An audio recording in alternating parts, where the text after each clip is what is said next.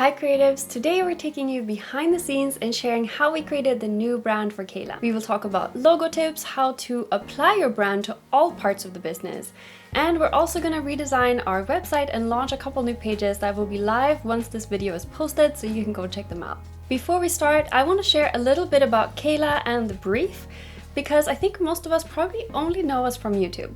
Jeremy and I actually started Kayla all the way back in 2018 to solve a problem we had in our own creative business. We noticed that getting files from people like our clients and collaborators was quite tricky. Let's say we're designing a website.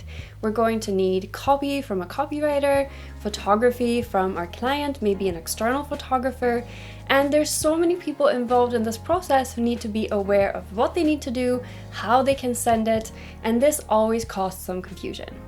We ended up with an inbox full of attachments, links that expired, and other problems that just caused a lot of delay. Leave a comment if you've had the same problem. It all made our own creative work harder, so we decided to create a tool to solve this. And when we realized how helpful it was, we wanted to expand this to other creatives so that you could also use it. Knowing about this amazing community that we have here on YouTube and over on Instagram, and that the brand also have to work for the app itself, we've got a couple different criteria that we need the brand to hit. It should appeal to creative business owners and students who are excited to learn.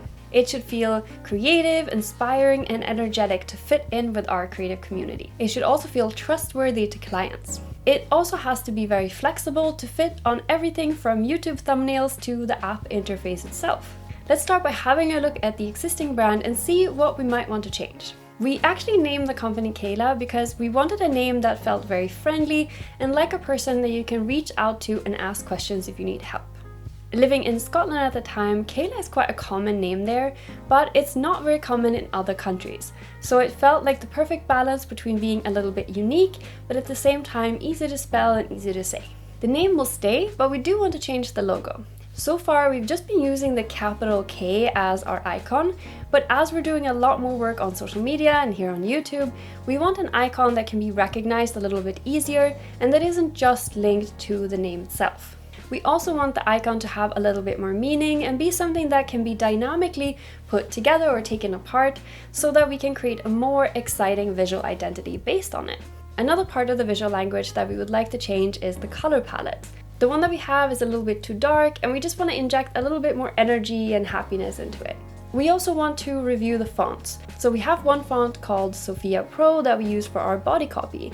It has a little bit of a rounded feeling, it's very friendly, but it's very easy to read. So I think we're going to keep the body copy. For titles, we've been using Playfair Display, and although it's a classic and I actually really like it in many ways, it has been quite tricky to use in very small formats, for example in the app itself. So we're going to have a look at a different option for titles.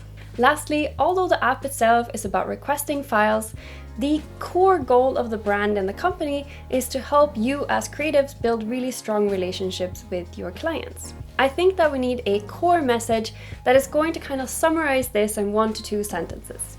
So that will also be part of something we need to create. So the items on our to-do list are to design the logo and visual language, to come up with an illustration style and a bank of illustrations, to create templates for social media, to come up with a guiding message, and to start redesigning the interface itself. This might start to change a little bit as we work with our developer, but I would really like to get a start on it this week. Let's get going. The first thing I want to do before we actually start putting pen to paper is to do a little bit of research. For typical projects with clients, we spend 2 to 3 weeks doing a ton of research, and if you want to check out how we do that, I'm going to put a video up here where you can go check it out, and I'm also going to put it down in the description. But since this is our own company, we are going to look at your comments on YouTube and on email responses and all these different places where we had conversations with you and see what you care about and why you value Kayla as a brand. Here are some of the common themes that we noticed. You are excited about getting actionable and helpful detailed advice that feels like it's getting to the core of a question. Seeing rather than getting an explanation.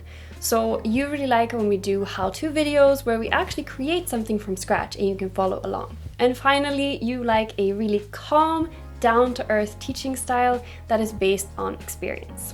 Knowing this, we need to have a think about how this more calm and educational format is going to fit in with, let's say, YouTube thumbnail strategies. Because even though, of course, we don't want to do anything like clickbait and things, we still have to think about strategies for how to get noticed and how to create consistently effective thumbnails, for example.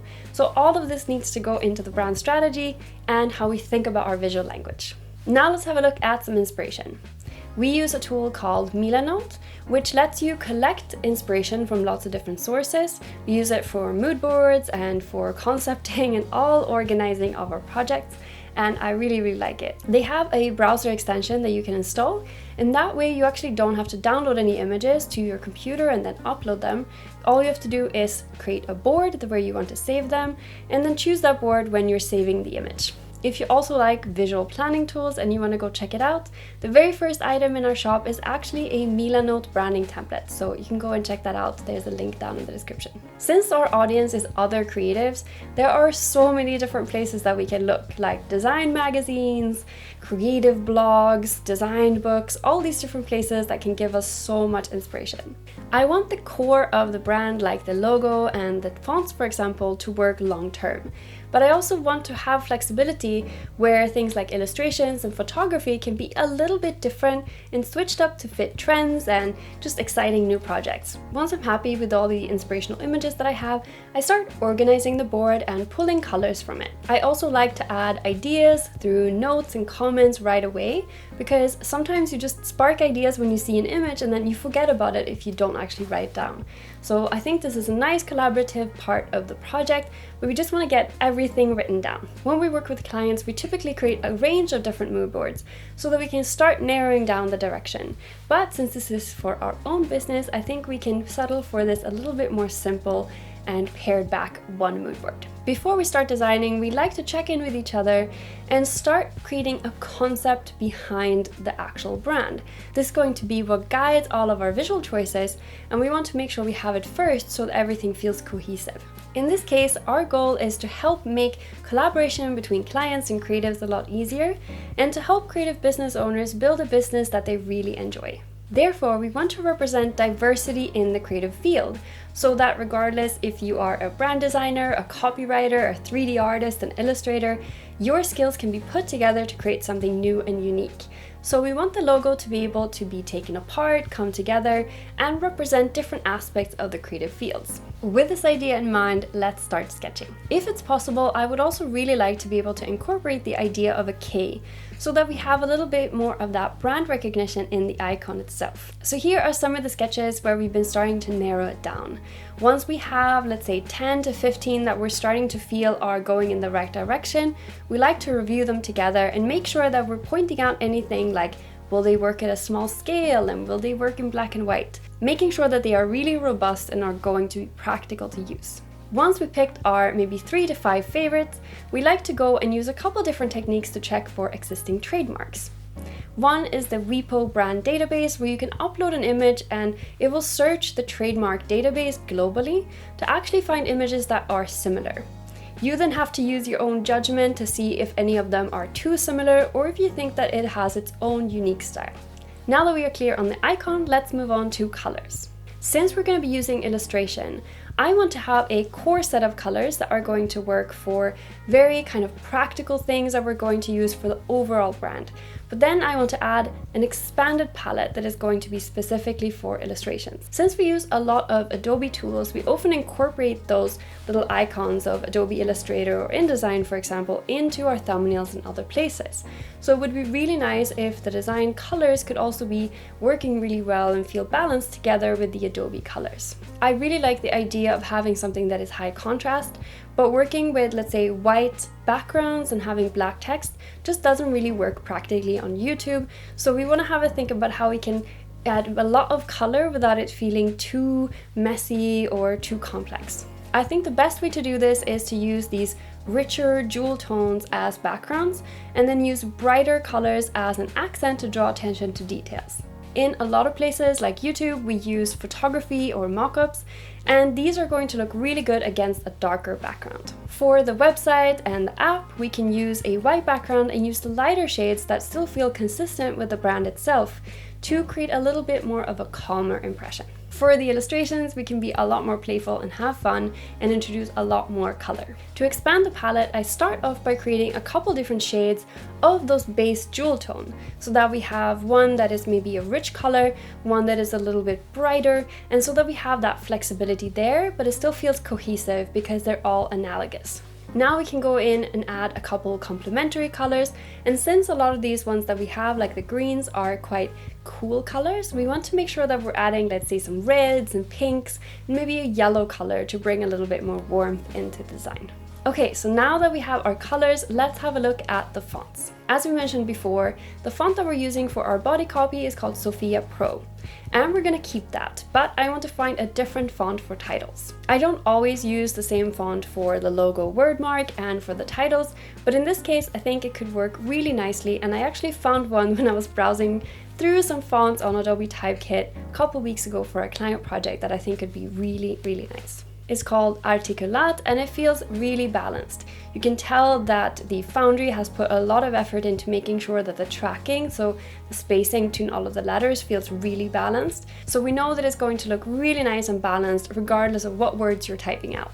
I also really like that they have a wide range of weights, because that's going to make it a lot easier as we're creating flexible designs, and picking something is going to work nicely together with our existing body font. After I type out the name, I start playing around with the kerning, so the space between individual letters, and make sure that everything feels really bold. It's going to work at small scales, and I start creating different lockups together with the icon.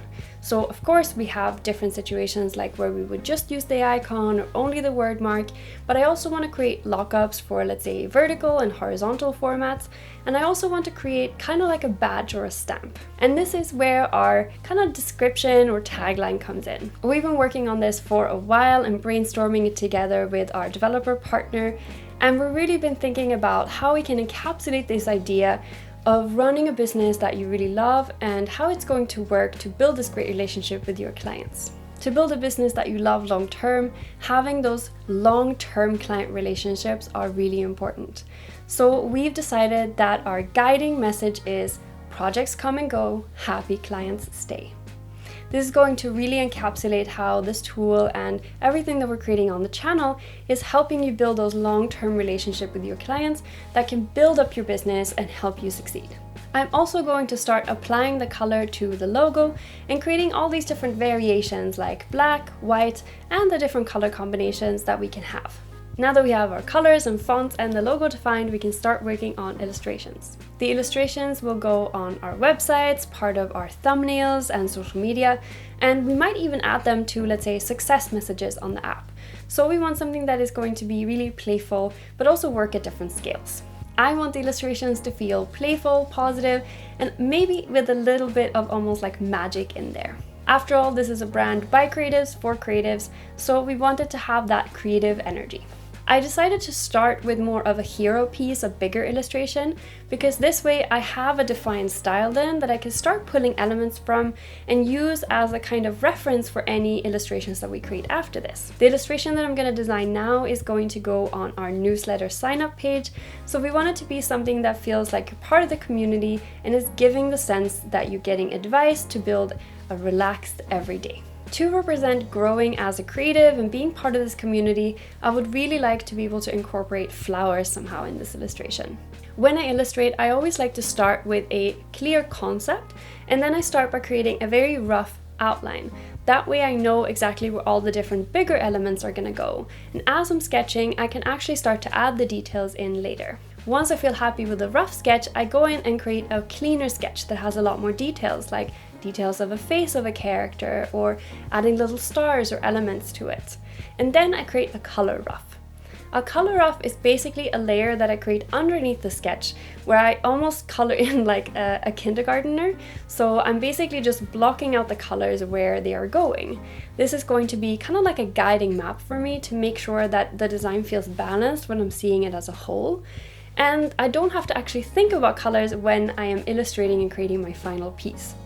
You can definitely skip this step if you don't like it, but for me it helps me just enjoy the process when I'm creating my actual illustration, and I'm not going in and kind of second guessing my color choices constantly. And here is the final illustration. Now we get into one of my favorite parts of branding, which is when you have established all of your different visual language aspects and you start actually applying them to the brand. Things like social media templates and website designs, for example. Let's start by applying this brand to thumbnails. On YouTube, thumbnails should add new information that you can't get from just reading the description. We want to make sure we have a little bit of space for text. It should be short and quite big. And we also want to have a picture of me or Jeremy because we've noticed that that helps you guys recognize that this is a video from us and you watch it more often. We also want to incorporate space for some form of illustration or maybe a mock-up from the video itself. This is an approach that we always want to take when we're designing a piece of content. We want to think about the purpose of it, look into research and best practices, and then apply something that is visually appealing. But that part comes last. Now onto the app itself. Here we want to have a very different approach. We want to make sure that we're thinking purely functional and user experience first. We want to actually create this in black and white first and then see how we can apply color to guide people to the right things and the different actions that we want to take. Later on, we can add little micro interactions and illustrations for success messages, for example, but let's start by using a very pared back design.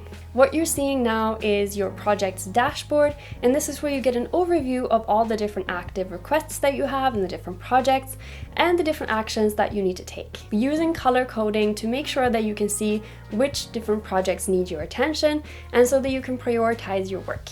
I think something like this could work really nicely. Finally, we're going to have a look at the website and the new page that we're going to be launching.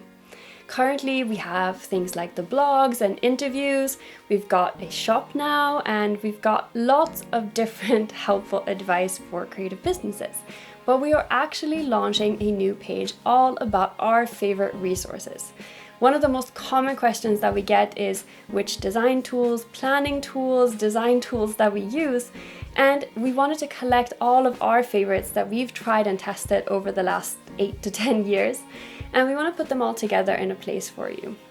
For many of these, we also have a collaboration with an affiliate link. So if you want to sign up for them anyway, it's a great way to support the channel. So after all that hard work, here is the new Kayla brand.